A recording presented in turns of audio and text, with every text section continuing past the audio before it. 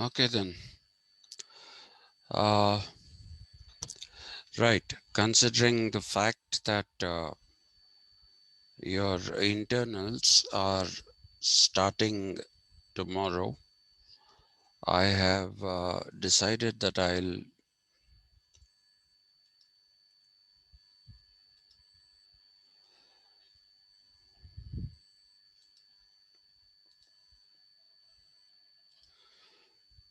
I'll just tie up some of the loose ends that I left yesterday. I was under the impression that your internals were today. I don't know. Uh, my brain doesn't work most of the time. So, and then I realized that your internals are tomorrow.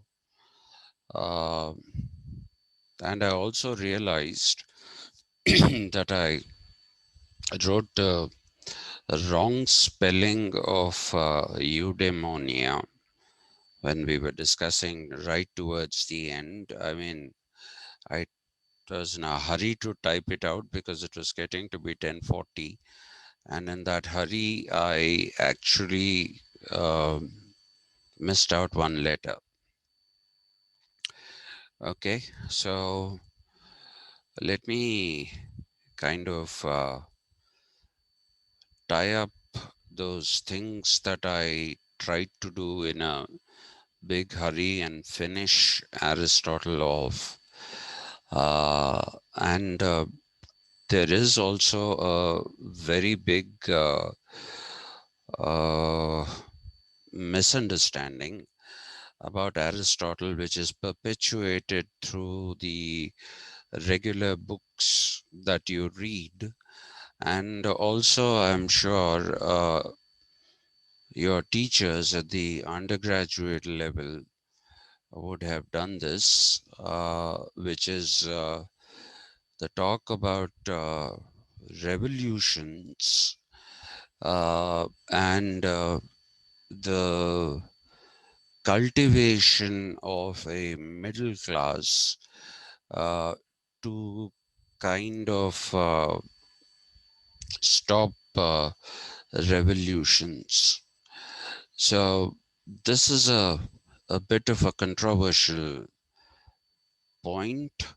It is something that is not true. It is a misinterpretation, a complete misinterpretation of what Aristotle was actually talking about. So we'll get to that. But let me do the teleology bit, which is what we did in a big hurry yesterday. Uh, and the good thing is, today's class is going to be quite short because unless, of course, you have questions to ask, not just about Aristotle. If you have any kind of clarifications you would like to seek regarding your internal assessments, uh, if you need any clarifications, I will be quite happy uh, to give you those clarifications to the best of my abilities. Okay. All right. So let's. We were talking about. So I just can't start somewhere in the middle arbitrarily.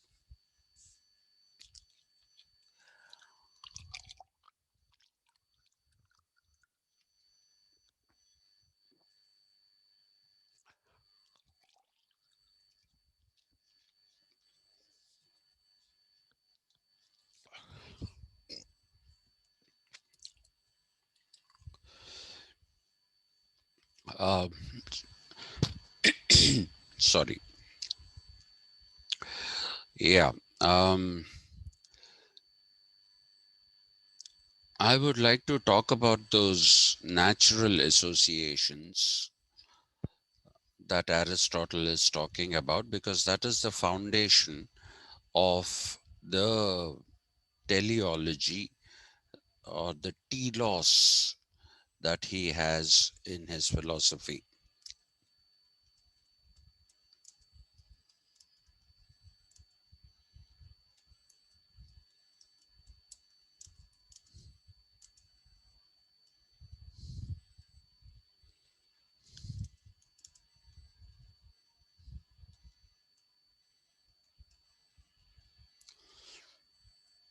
Okay.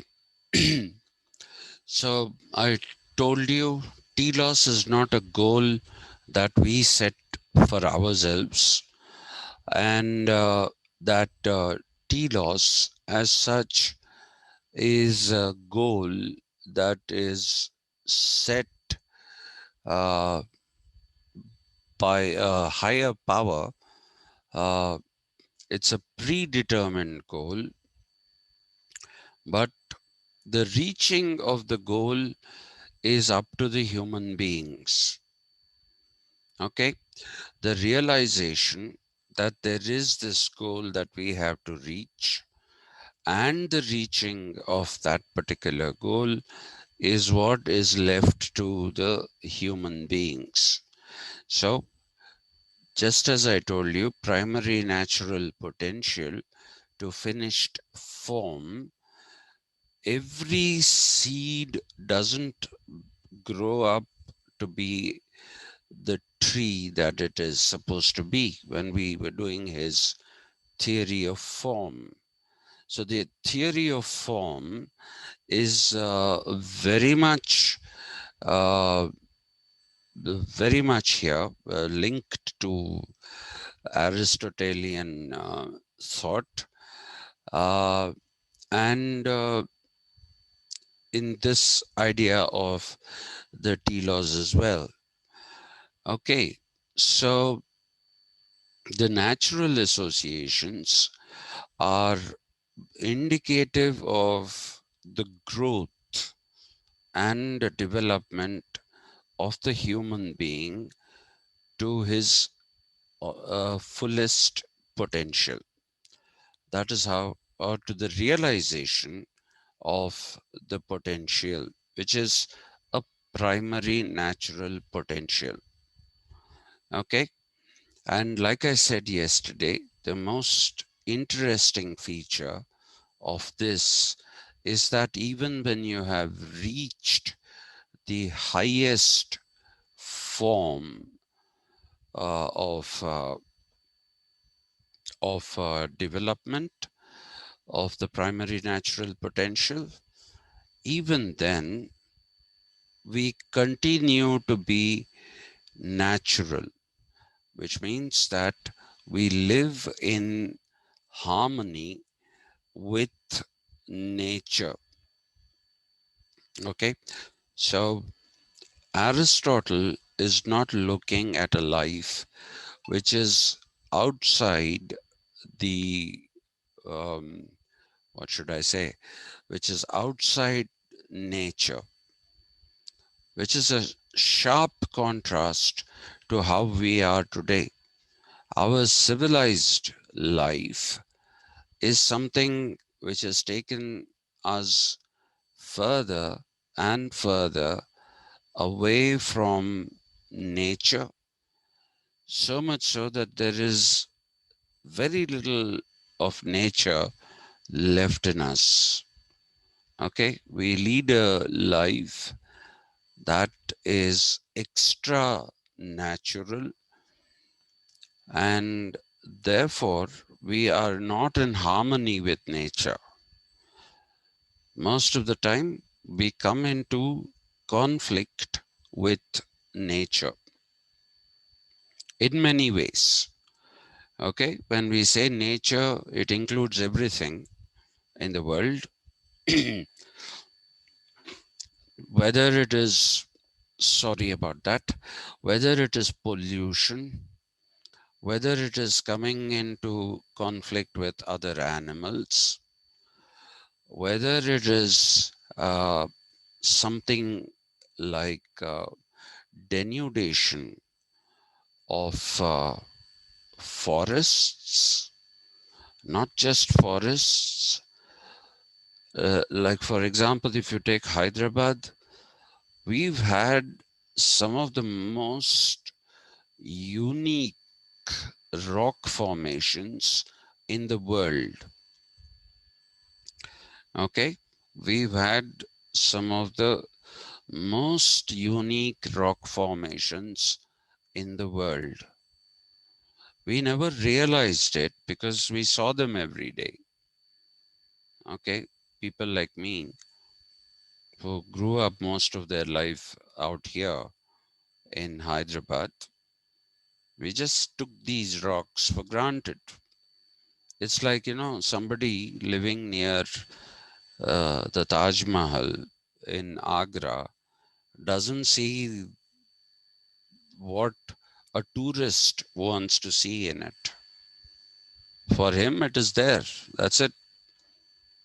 Right from the time that he was growing as a child, it's been there, it's there. He knows because of the fact that it has tourism, because it has tourism, he knows that it has tourist potential, but beyond that, it holds no great fascination uh, for a person who has grown up looking at the Taj Mahal every day. So it happened like that in Hyderabad. There was a Save the Rocks Society because these rock formations are very, very unique, very unique. The Deccan rock formations in the world, they are granite and they have been mined, they have been taken away broken down, sorry, in the name of making roads and the name of making constructions. So if you look at all these things, if you look at all these things, what do you see? You see that there is a denudation of the rocks. All those, I remember in the days when I was going to the University of Hyderabad, the main campus, which is a little away from Gachibowli. Uh, that was a single road, by the way, a single lane road. Okay, there was hardly any traffic on it, and it was called the Old Bombay Highway. And uh, this particular road I used to travel on, I remember one rock formation that caught my eye when I used to go there. It used to come on the right side when I was going from Mehdipatnam to the University of Hyderabad. So there was this big boulder. On that big boulder was this about this big, okay, not more than this, about this big, uh, another little rock, another little rock that was there on top of that boulder. And over that was another huge boulder. So there was a sandwich. The sandwich had just a small rock. Okay. And how was it holding up that big boulder on top of it? I still marvel at that. I still marvel at that. We never had the, what should I say? We never had uh, the savvy to sell tourism. Okay, and everything that could have been a great tourist attraction has now been denuded. It's gone. Now you'll say there is Durgam Cheru, you'll say this Hussain Sagar, stinky lake, okay, the horrible smell that comes from it. What kind of tourism is that? There were other wonderful things that you could have shown people. I used to, and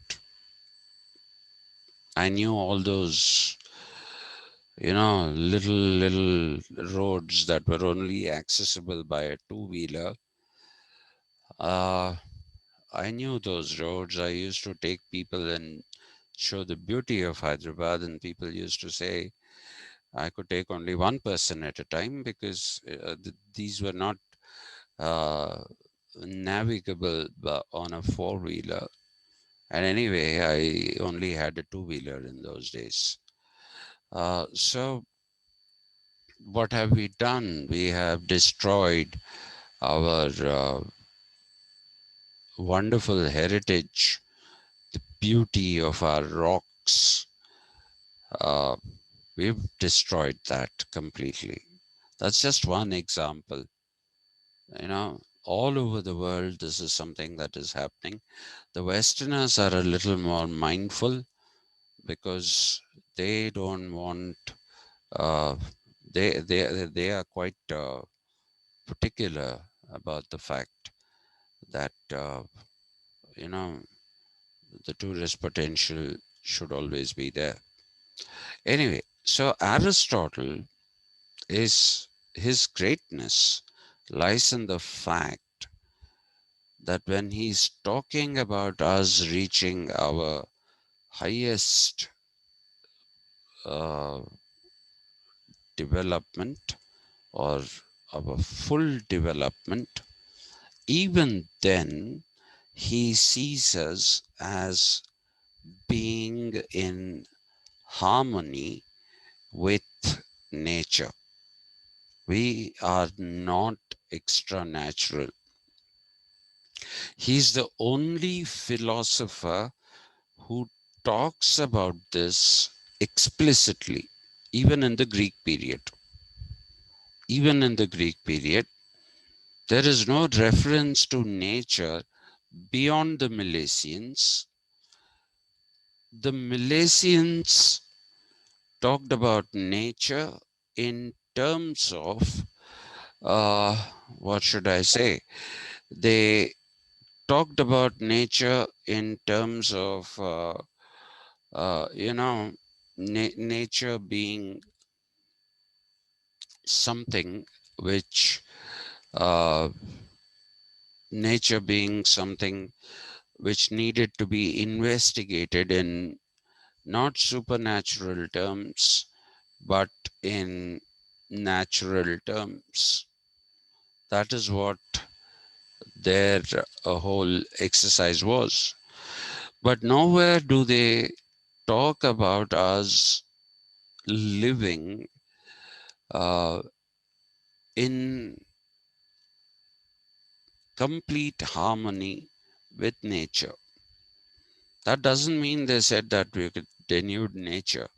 But what I'm trying to tell you is that nature has just been a category that they thought we need to understand in naturalist terms and not supernatural terms.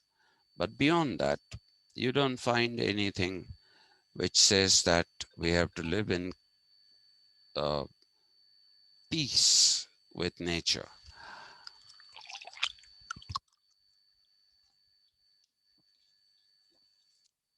Sorry about that.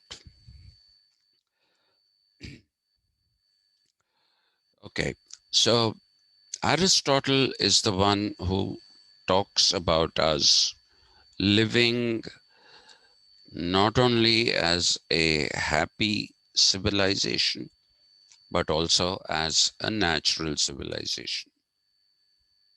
This point cannot be overemphasized, however many times one may repeat it, it is still not overemphasized. Okay, that is really, truly the greatness of Aristotle. Aristotle, the associations, Just for your recollection, I'm putting family, then the village,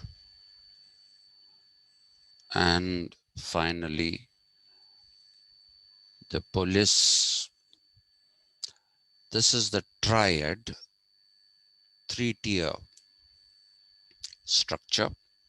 All natural associations begin with the family because of a natural urge to come together, but a family cannot be a self-sufficient unit. So families come together and form villages, which are uh, natural associations because it is an extension of the urge of the natural extension of forming a family that is also leading to the village, and hence the village is also a natural association, a secondary natural association, and the final natural association or the tertiary natural association is the polis. Okay, and I told you this whole natural association things is linked to the telos. You can read there. So, what is the telos?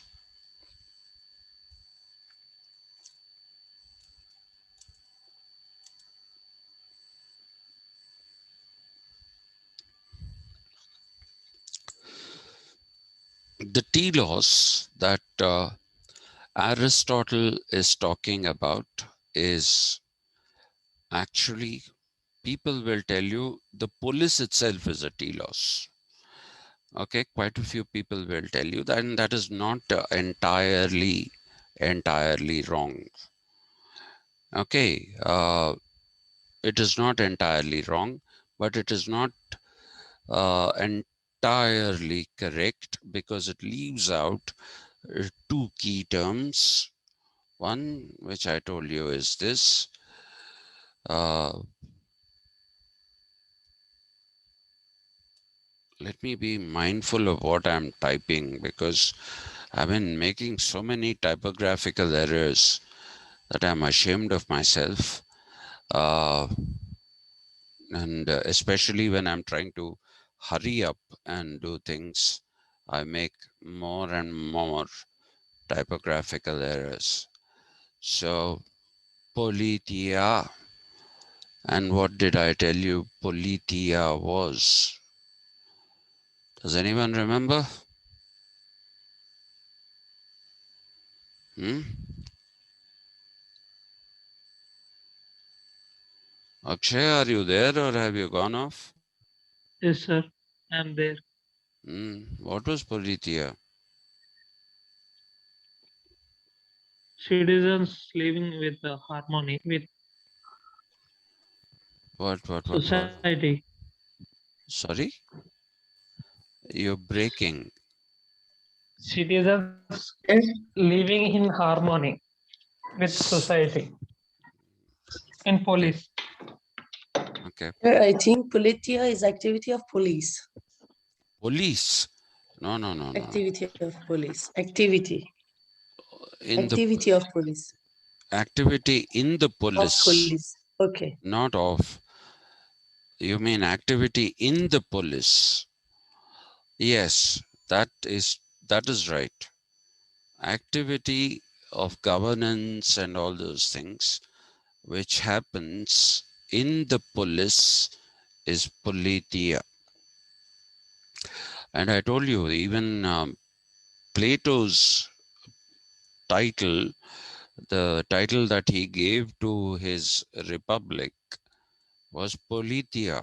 When he wrote it in Greek, he titled that particular book as uh, Politeia. Okay, it is just that it got translated into Latin as res publique or res publica, either of them, and therefore in English it became the Republic. but it's not the republic in any sense of the term that we know it. We know republics to be. Uh, I told you yesterday that in ancient India we had the Janapadas, the Ganapadas, and the Mahajanapadas. Uh, and those were a different kind of republic.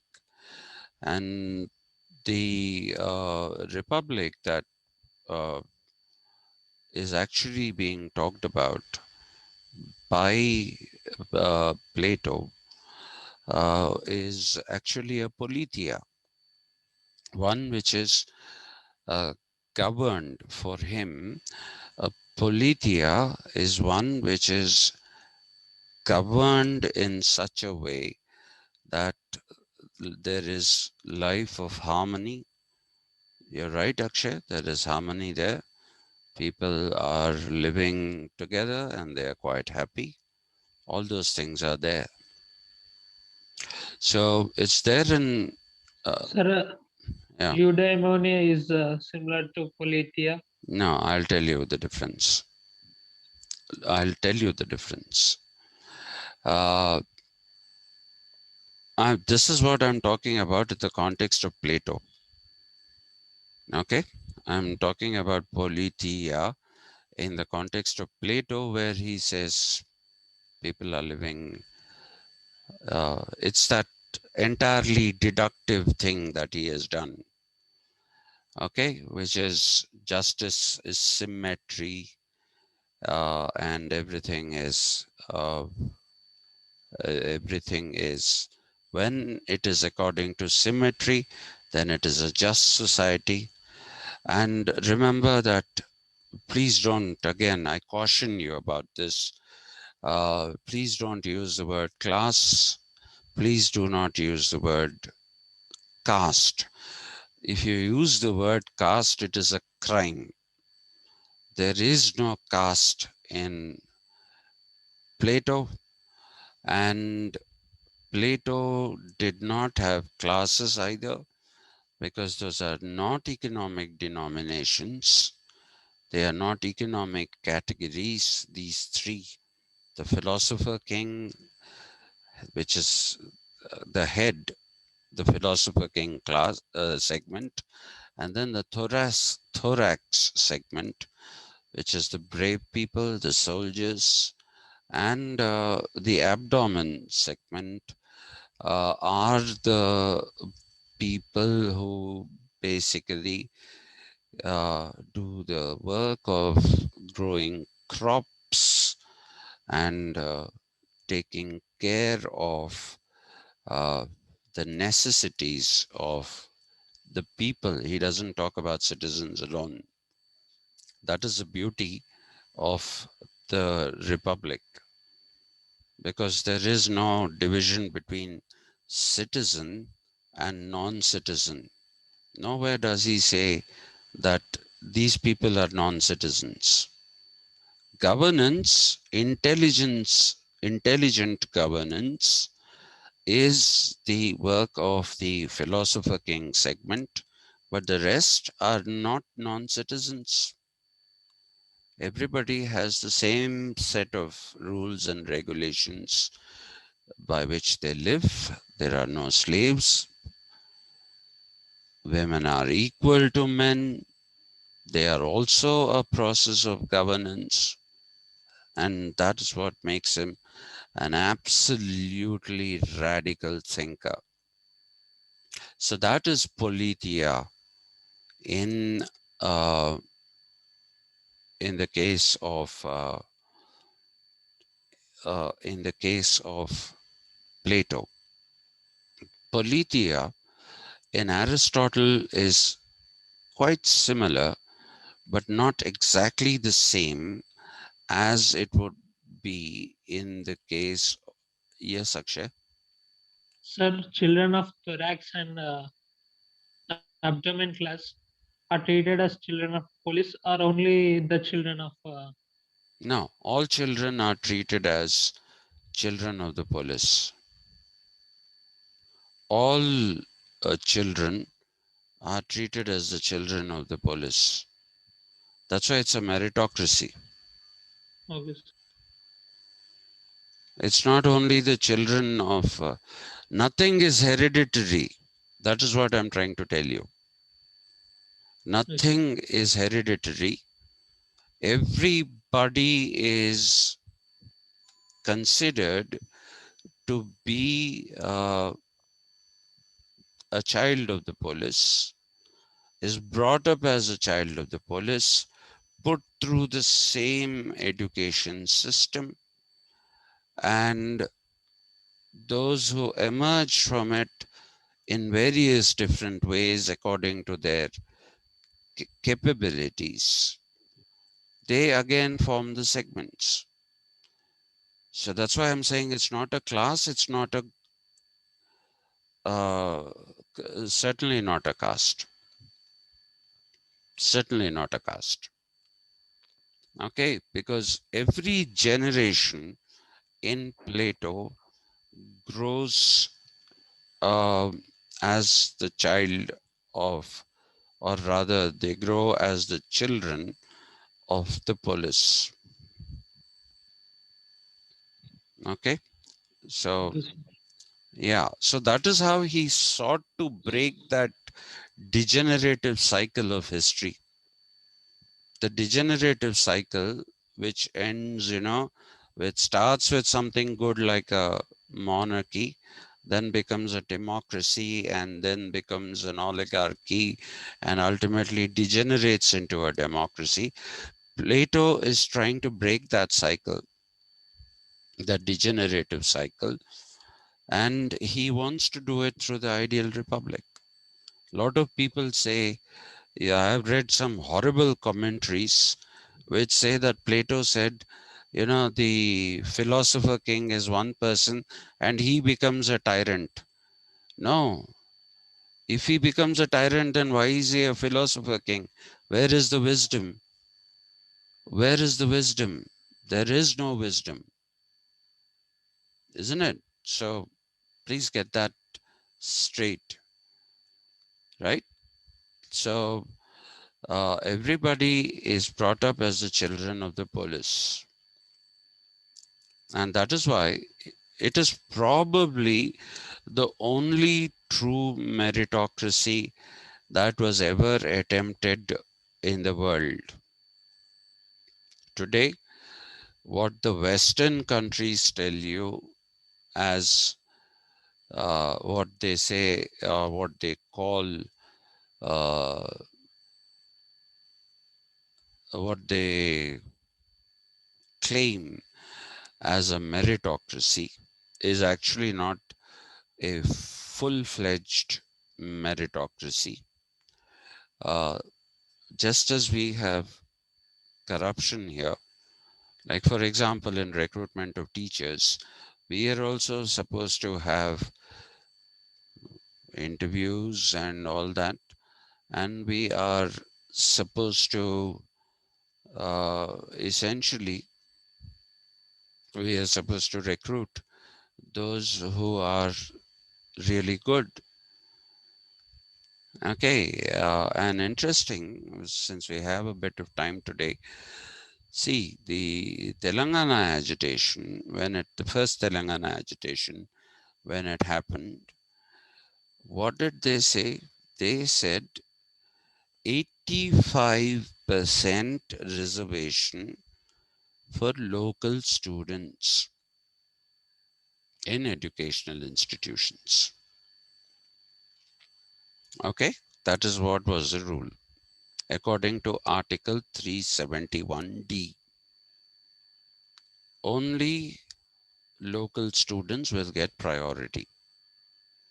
Now, the rest of the 15% was not a quota for non-locals. A lot of people have interpreted that as quota for non-locals. No, it is not a quota for non-locals.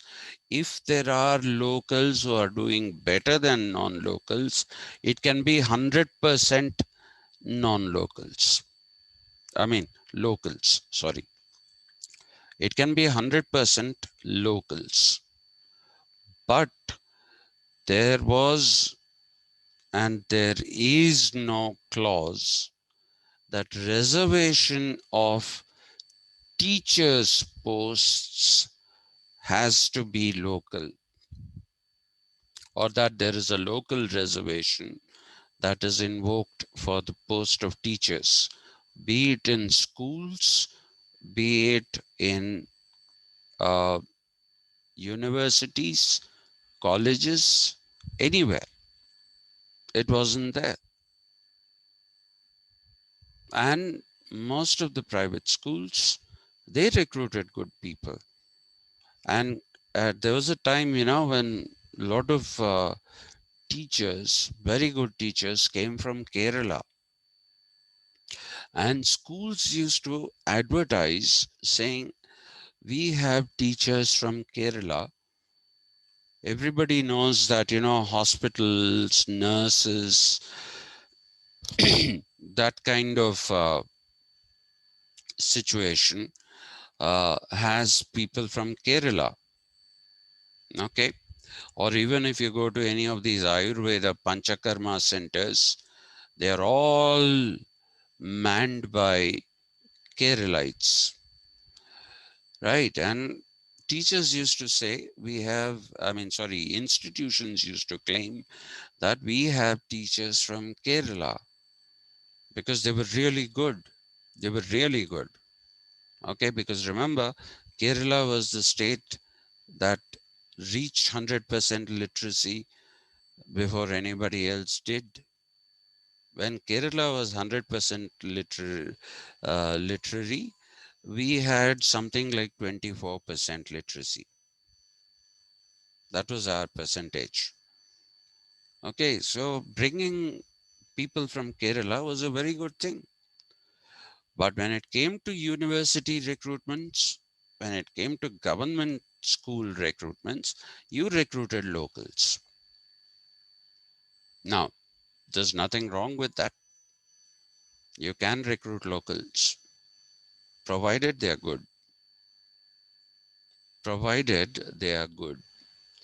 With 25% or 24% literacy rate, how many good people would you find? Usmania University, prior to the first separate Telangana movement, had some of the best brains in the country working in it. There is I forget his initials, I think they are KP.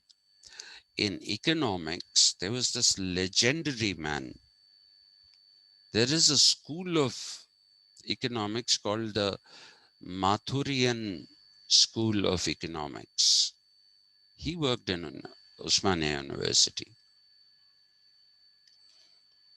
When the CESP was set up in GNU, Center for Economic and Social Productivity or something, I forget that this thing of that center, he set that up. He went to JNU and set it up. Okay, and the political science department of Osmania University had great people. It had fantastic people like Rashiduddin Khan, who went and set up the Center for Political Studies in JNU. And there was Kandadai Seshadri. He went away to JNU. Kandadai Seshadri. And there was P.V. Rajgopal, the Tamilian, brilliant man, P.V. Rajgopal. Then there was B.A.V. Sharma. There were a couple of other people whose names I can't recollect now. All of them left. Why? Because it was constantly being pointed out to them that you are a non-local, you are a non-local, you are a non-local. That's the reason why these people left. They left Usmania. When I applied, even in the 90s, for my PhD in England, I had applied to the St. John's College in Oxford University, and I got a letter back saying that in order to be uh, eligible for admission into any of the institutions of the Oxford University, you need to come from either any of the central universities, which were 7 in those days. There were only 7 central universities. What were the 7 central universities? They were Banaras Hindu University, Aligarh Muslim University, JNU, DU, Jamia Millia, University of Hyderabad, that is 6, and Nehu, Northeastern Hill University. Okay, these were the 7 central universities in the country. They said you have to be from either the 7 central universities, or or you have to be from a reputed, internationally reputed university such as Usmania, that was the first name, such as Usmania University or Calcutta University, second name, not first name, and Madras University or University of Madras, University of Calcutta. So this was a haloed institution. Haloed institution. I don't know if I told you, the first principal of what is now being called the University PG College Secunderabad. Okay, the first principal of that particular college was my own grandfather's elder brother. He was a tripos in mathematics. Tripos is the equivalent of a postgraduate degree. He was a tripos. My grandfather, my own grandfather, was the first principal of the Saifabad, what is today called the University Science College, and what was previously called the Saifabad Science College. He was the first principal of that because he taught most of his life. He taught only school students, despite being a tripos in chemistry. He said, you can't have higher education without primary education. So he taught in schools. He started the Scouts and Guides movement in Hanumakonda, in Mehboob Nagar. And then they said, listen, you're getting wasted away. So please, at least when he was in his 50s, and at that time people said that new college is being set up, since you are an educationist, become the principal. So my grandfather was the first principal of that college. And the Nizam saw all the things that he had done, and he was made the Secretary of Education by the Nizam himself, Usman Ali Khan. Okay, and my father's uncle, paternal uncle, was the treasurer, not the treasurer, the auditor of the Nizam's treasury. He began as the auditor of the Nizam railways and roadways.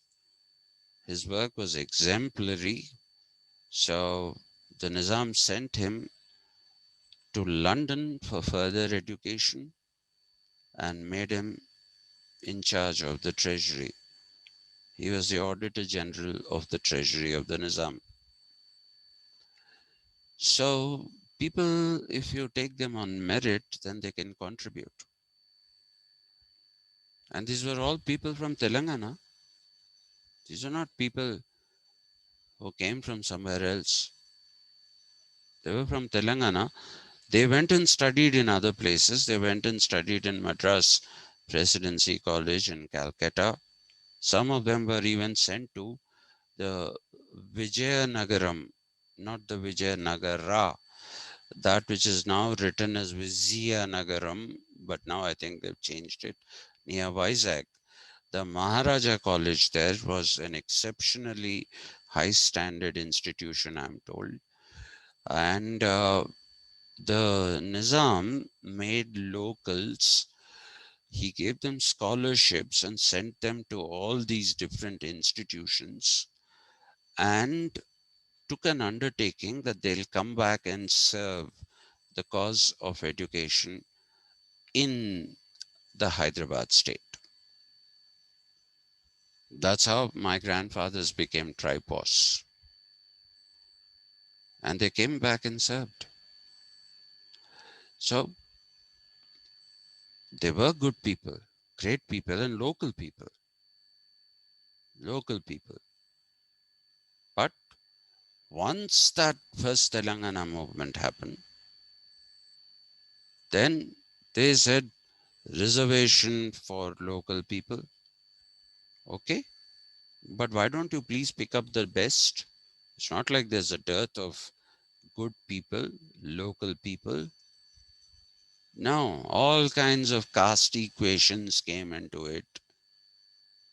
I'm sorry, I'm naming a caste. It all started with the Reddys, and nobody wanted to recruit a good Reddy. Not that all Reddys are idiots, they are not. They recruited useless people because they said, Na kala dagara padu untadu. He'll be at my feet. That's what led to the ruination of that university. You are seeing it. You're seeing the university. See how it is. Please see how it is. This internationally reputed university. There was a time when I said I'm a student of University of Hyderabad. I came back from Delhi and went to University of Hyderabad for my research. People would ask me, you mean Usmania University? I used to say, no, there is a University of Hyderabad. People didn't know about it. Everybody in the country knew Usmania University. Today, it is in tatters and rags because of the education system having been corrupted. But let's return back to Politeia. So, this was my answer to your question, where he maintained a meritocracy. Uh, so the meritocracy can be maintained hire teachers who are good. Hire teachers who are good. There should be no reservations for teachers. Reservations should be for students, not for teachers. Because if you have good teachers, then the quality of education will improve. Anyway, that is a sad story of Osmania University and why it went to dogs. Today, people who go to colleges like St. Francis, St. Anne's, Little Flower Degree College, they're all doing it. Shut up, you sit here. Sit here. No, sit here. Sit, sit here. Sit here. Sit here. Sit here. Okay. So, no, no, no. I said no.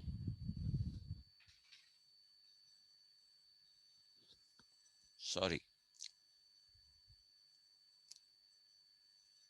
My wife also has classes at this time. Apparently, they don't tolerate dogs barking during the class in her institution. Uh, hey, stop it! Stop it! I have to change this bell from this room. It has to be put in another room because nobody can hear it. And these dogs go berserk. Yeah, sorry about that. So, Politeia in Plato and in Aristotle shares a common meaning, which is enlightenment and enlightened governance. That's what Politeia is. Enlightened governance is Politeia in Plato and in uh, Aristotle. In Plato, Politeia is the end. The end in the sense, the goal. What Aristotle did is that he added this.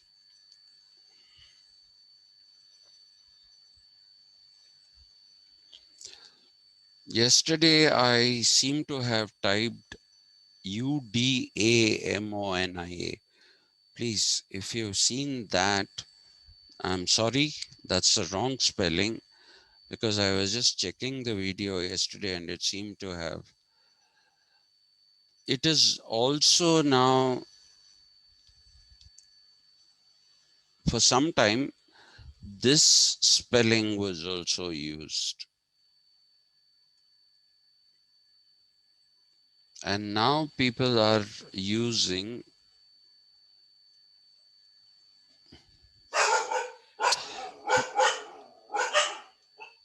Will you shut up, please? I'm going to beat you, Krishna. No, I'm going to beat you. Stop it. Stop it.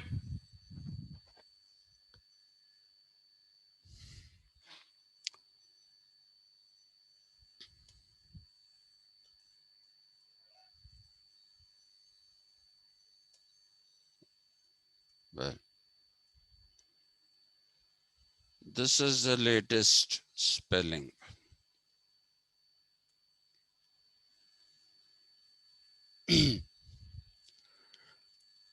If you type it on Word, this is what it'll do. Auto-correct it to Eudaimonia. The original spelling was Eudaimonia.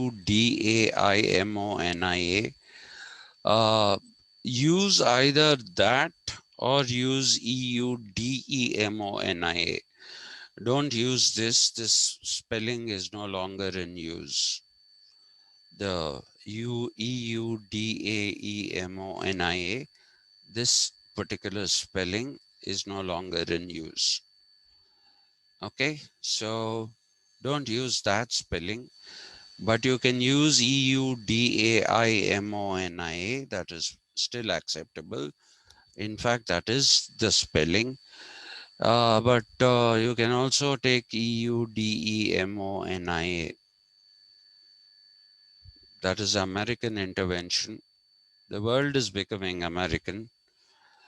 And somebody asked me the other day, and I really didn't have an answer because I'm a bit of a stickler for British English because I grew up uh, being taught British English. Okay. Or as some people like to call it, Queen's English, because ever since we have uh, been independent, it's Queen Elizabeth II who has been the Queen of England. So some people, this is an Indian usage, calling it Queen's English. Uh, please don't use that word. No, it has nothing to do with the Queen. Okay, please don't use that expression, Queen's English. Either say British English or say American English. And please don't say American. Okay, some people say, you ask Americans, what language do you speak? We speak American. Okay, and one chap asked me once when I had gone to America, so uh, you speak Indian, right? So how does Indian, how is Indian? I said, what do you mean Indian? Indian is a nationality. It's not a language. He said, Indian is not a language? I said, no, it is not language. We have 700 dialects and we have 22, or is it 24 now? I don't remember. Recognized languages by the Constitution of India. Oh, really? You have so many languages? Yeah. And I said, despite that, we are one nation. Despite that, we are one nation.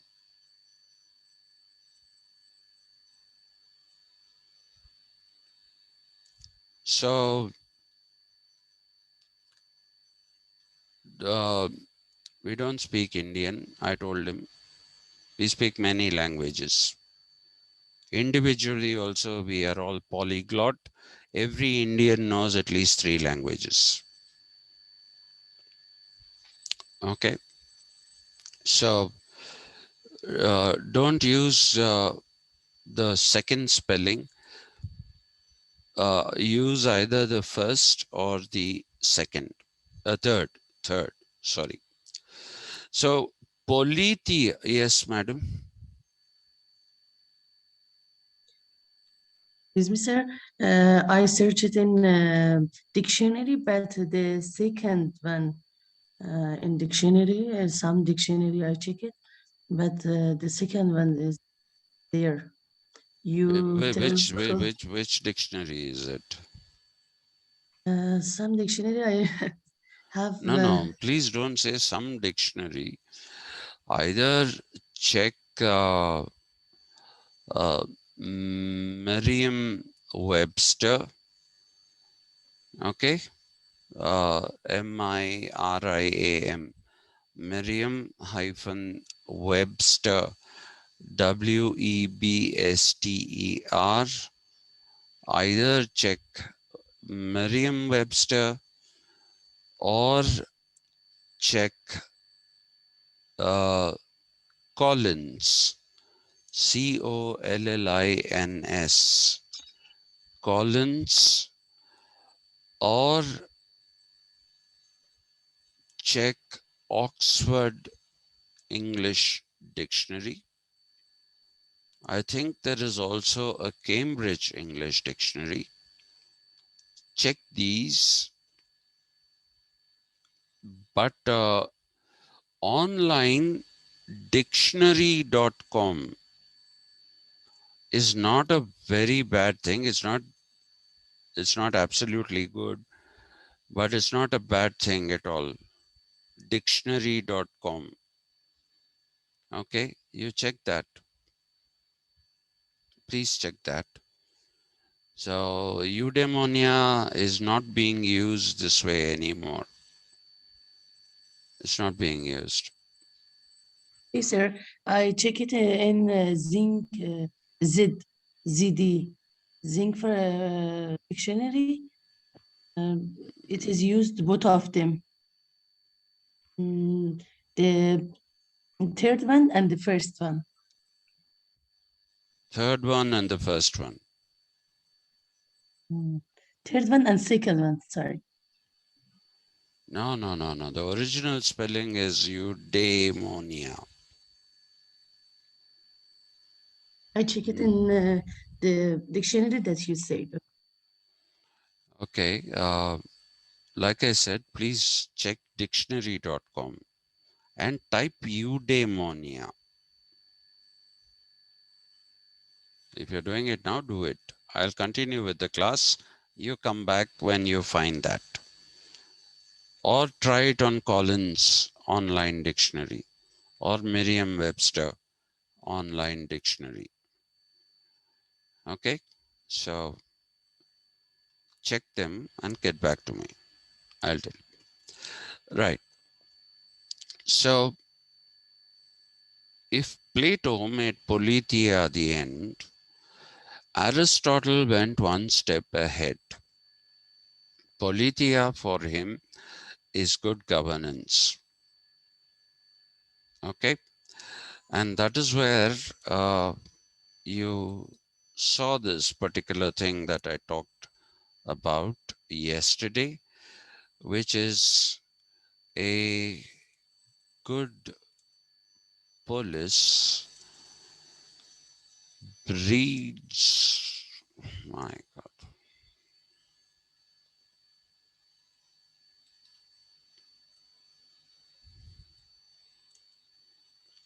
good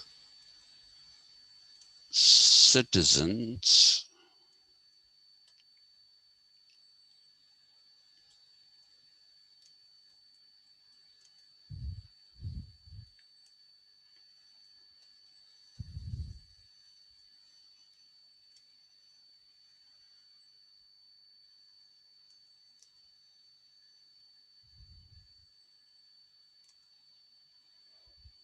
Actually, polis ideally should be written with a capital, but it's okay.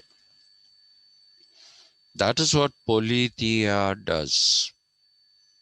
It first breeds a good polis, which breeds good citizens. And when you have good citizens, they breed a good polis. That is the Aristotelian scheme of things. And while you have a good polis with good citizens in it, you realize eudaimonia. I told you, eudaimonia will get translated into happiness,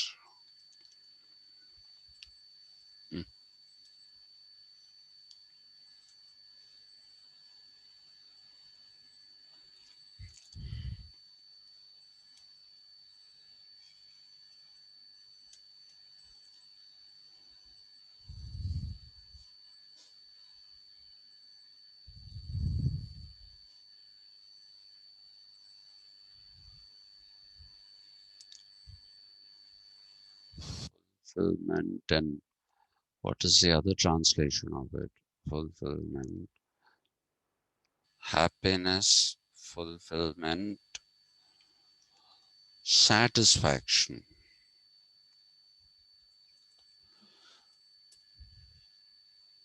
These are the common words that you find being used,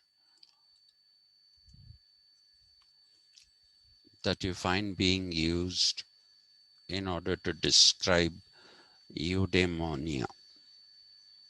But the real meaning,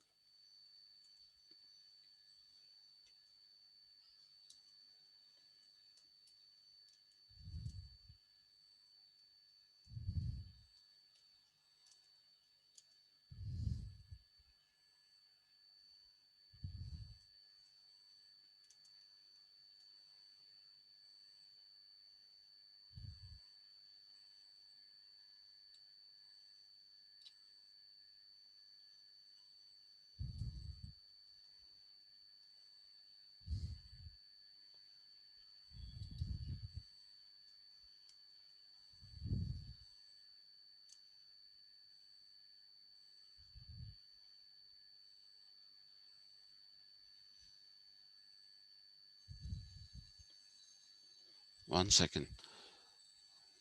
Oh God, this is sorry, very sorry about this. No decent human being should do this.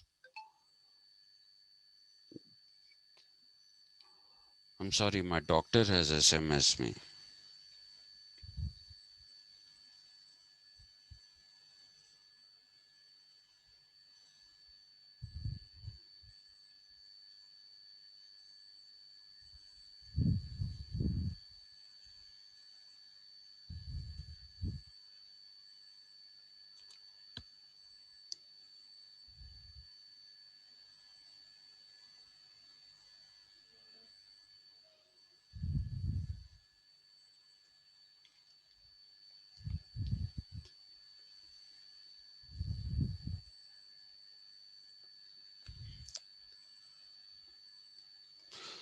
Sorry, very, very sorry about that.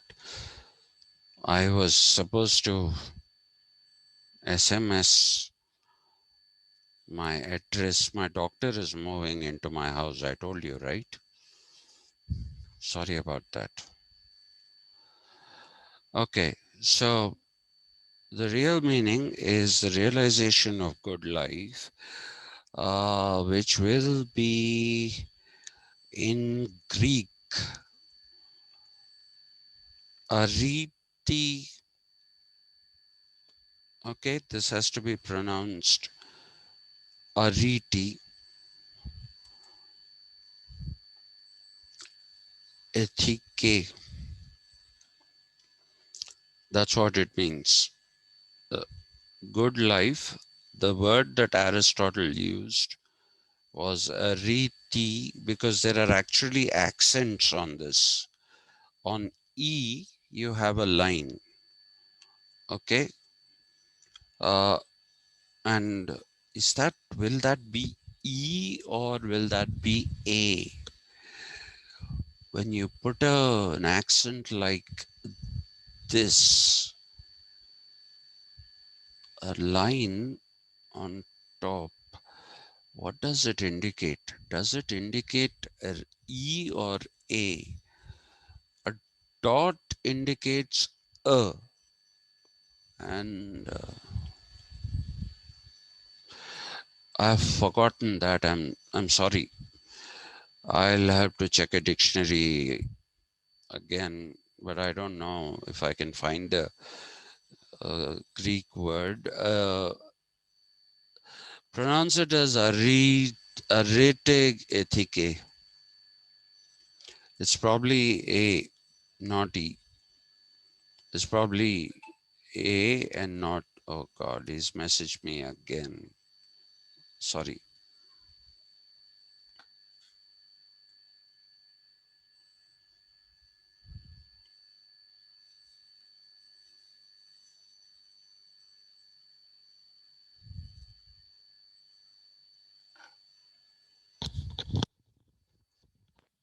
Doctor, actually, I'm in the middle of a class. Can I call you back if you don't mind? Thank you.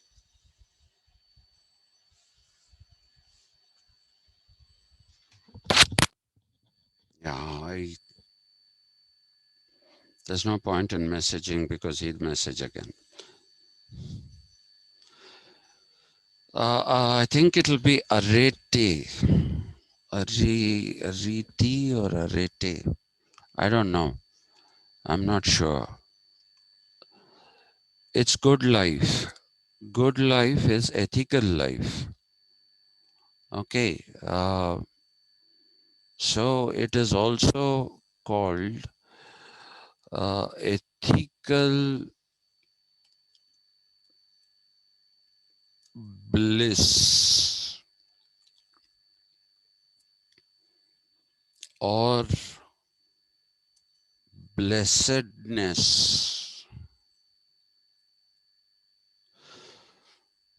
All these things. But what you have to remember is that Aristotle also, like Plato, is trying to stop the degenerative cycle. He is trying to stop the degenerative cycle. Plato believed that the rule of the wise men and women will stop the rot, and all being brought up as children of the polis will do the thing. Oh, stop it! Stop it!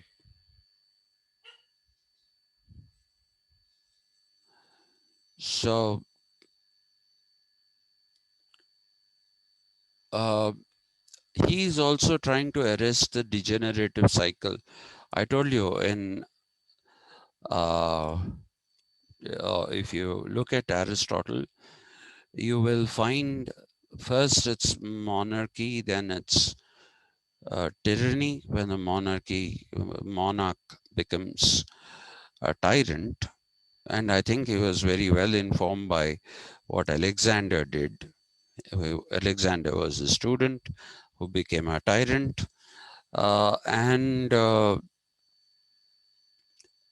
Then he says an aristocracy takes over, but they also get corrupted by power, and hence they become an oligarchy. Okay, and so he locates Politeia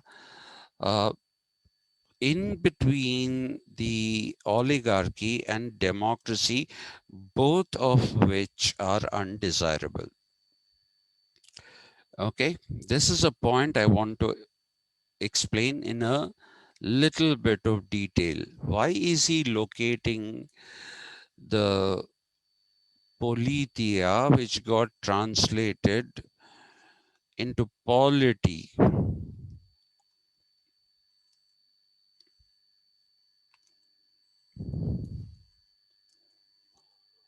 Why does he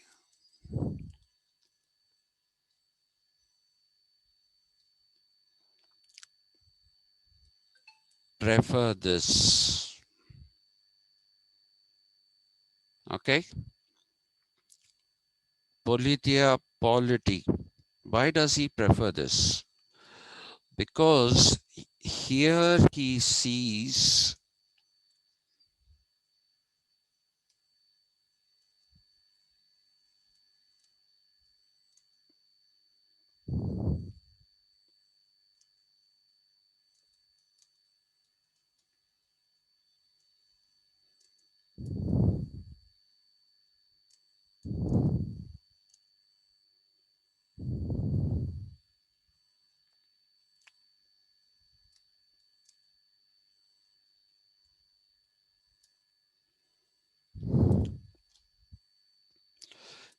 a larger body of, they have to be citizens. They can't be slaves. He also actually talks about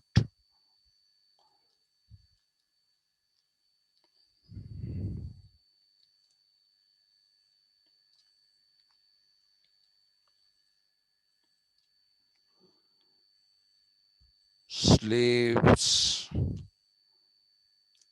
denizens. Denizens are residents without the privileges given to citizens, slaves, denizens, and foreigners who may be staying. He himself was a foreigner in Athens. Please remember that. Okay, denizens are people who don't have the privileges of a citizen. Um, the reason why he excludes them apparently is that he finds them incapable of either because they are foreigners who settled in a place, or because these people have shown um, that they are not worthy of a citizenship. See, nobody gives you a membership to a club automatically. Nobody gives you citizenship to a nation automatically. Okay. Uh, if you are a foreign national coming in and you want to be naturalized, then they do investigations. They try to find out if this person is becoming an Indian national or whatever for what some reason. So not everybody gets citizenship even today, easily, unless you're born here.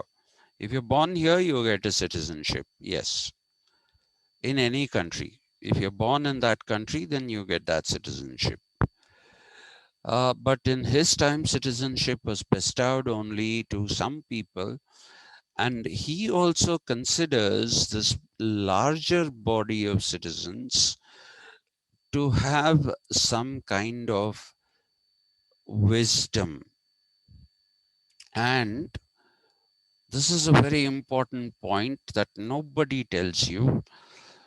Uh, Citizens should have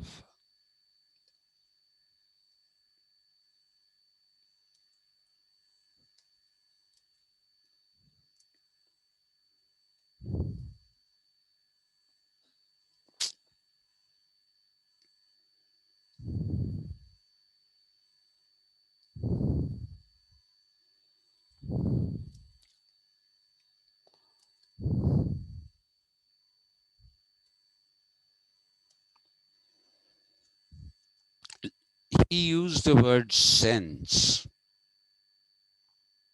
wisdom and sense.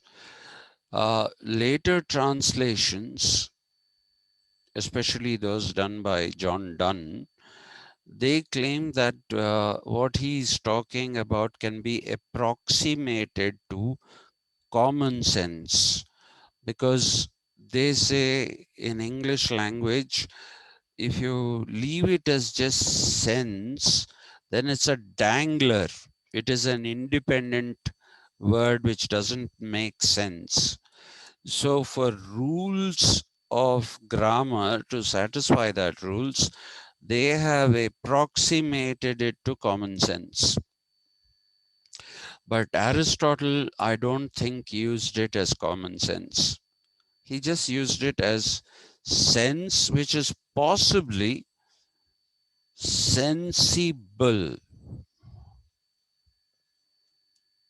Okay, it is possibly sensible. This is what is the new thing that people are saying. It cannot be common sense. That is not an expression that existed in the vocabulary of the Greeks or any of the ancients. Wisdom and sensibility. So why is he saying citizens should have wisdom and citizens should be sensible? He is saying this for a reason. The reason behind this is, if power is concentrated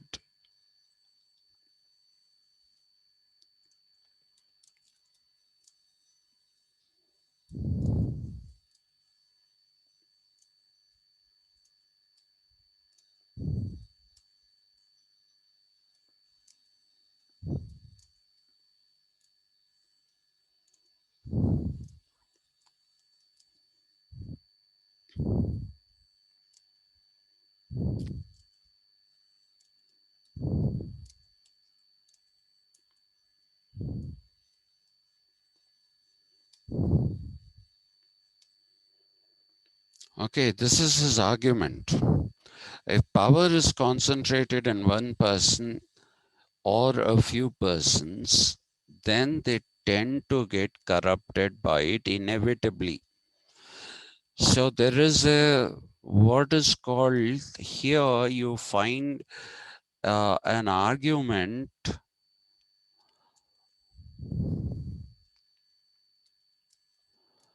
of fundamentality of human nature. We will be using this expression when we come back again to Machiavelli and Hobbes, especially Hobbes, and then, of course, in Jeremy Bentham. The argument of fundamentality of human nature. This has been translated by various people as psychology. Please don't use that word. Psychology didn't come into being till the end of the last decade of the 19th century. So for all practical purposes, psychology as we know it is a 20th century discipline. Okay, it's a 20th century discipline. Please don't conflate it with uh, times that are before the 20th century. Nobody talked about psychology. Okay, fundamentality of human nature is an argument that says all human beings have a quality that makes them behave in a particular fashion, irrespective of who they are. Irrespective of who they are. So if you give power to one person or to very few people, then what happens is that they get corrupted. And once they get corrupted, then you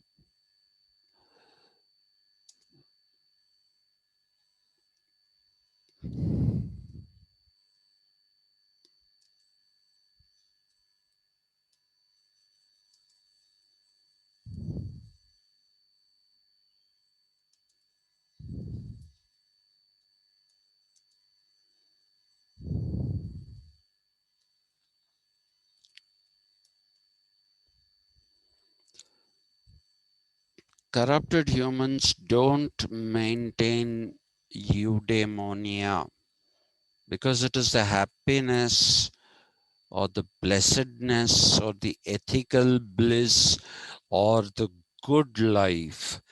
Good here is ethical. That is why I put that Arete Ethike. Okay, the reason why I put that there is, though I'm not sure about the pronunciation, is it Arete or Arete? I don't know. I'm just completely stumped. I'll tell you this in the next class if I can find out. For now, I'm going to pronounce it as Arete. Okay, Arete Ethike.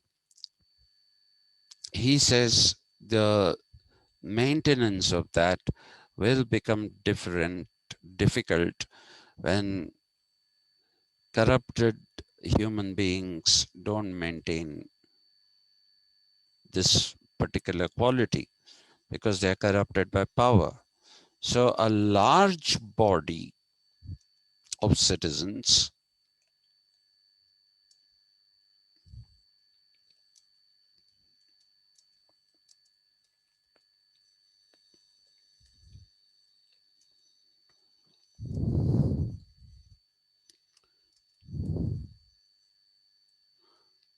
insurance is my word, not his.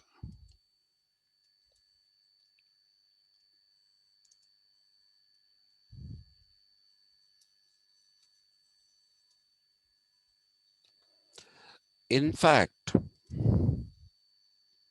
the first person to have used the expression checks and balances which is what is the separation of powers, right? And this is a word that American academics use all the time. This expression, not word, sorry. Checks and balances, checks and balances. They do that by separating offices. But Aristotle thought there'll be checks and balances if there is a large body of citizens. So nobody can ride roughshod over anybody else. Over anybody else.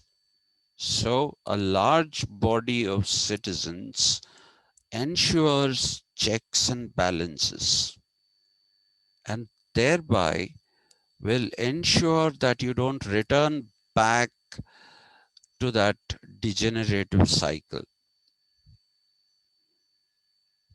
You don't return back to the degenerative cycle. Now, this particular concept, checks and balances, is the first person as Aristotle. This particular concept has unfortunately been translated by some people as cultivation of a middle class.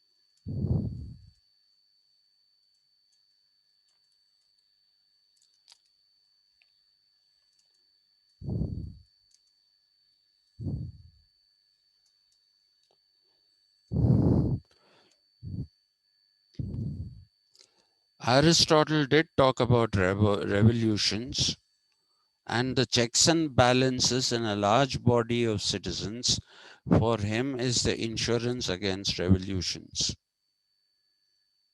Okay, the large body of citizens, he says the bigger the body, the greater the checks and balances within the citizens. Within the citizens. Okay, this thing of a middle class, Aristotle didn't talk about classes. At least in Plato, you have segmentation of society. In Aristotle, there is no segmentation other than slaves, denizens, and foreigners who are not citizens. So it's only citizens and non-citizens, right? It's that. So polity, that is why he's identifying it there in between oligarchy, which is the corrupt form of rule by a group of people, and democracy, which is mob rule. In between this, he locates the polity or politeia. That is the reason why he puts it there. Because if you have a larger number of citizens, then they check each other. They check each other's power. And that leads to stability. And it will not lead to revolutionary changes. He doesn't say change shouldn't happen. Change can happen for the good, but you cannot have revolutionary changes because those will again take you back into the degenerative cycle.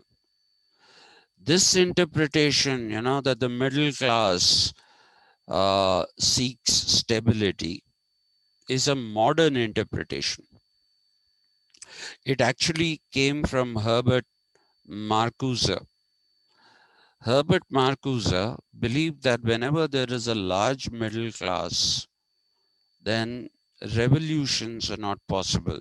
This was his this thing to uh, Marx, because the middle class always has something to lose. They have something to lose. And if they take part in a revolution, then they might lose whatever they have. Instead of gaining something, they might lose whatever they have. The fear of losing something is what keeps the middle class a non-revolutionary class. That's a Marcuse, even Eric Fromm hints at something like that. It's a completely modern interpretation that has been conflated into Aristotelian thinking, which is unsustainable. So there is no middle class. There are no classes. There are no classes in Aristotle. So there is no question of a middle class. He's only talking about a large body of citizens, a relatively large body, so that there are checks and balances within the group. So that, I think, should end our, and this way eudaimonia continues good life, which is ethical life. And in Greek period, there is no difference between ethics and morality, which we do see today. Ethics and morality are the same for the Greeks.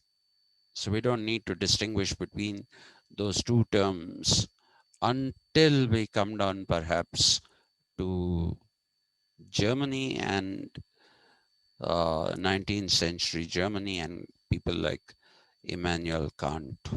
That's when we have to start talking about ethics and morality being different. So this is it. I have done Aristotle.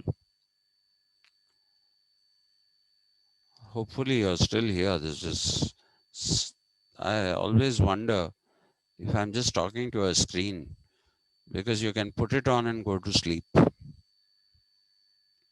Hmm? I can't see who's doing what. That is. So, Madame Freshta, have you found out the spelling of eudaimonia? No, sir, I can't search because Mm. I'm hearing your Look, lecture. look for Collins online Okay. dictionary. Better still is Merriam-Webster, M-I-R-I-A-M, Merriam hyphen W-E-B-S-T-E-R, Webster online dictionary. Sometimes just dictionary.com also gives reasonably good uh, reasonably good answers. It goes into etymologies. So check. Okay. Okay. Okay. Okay, sir. Thank you.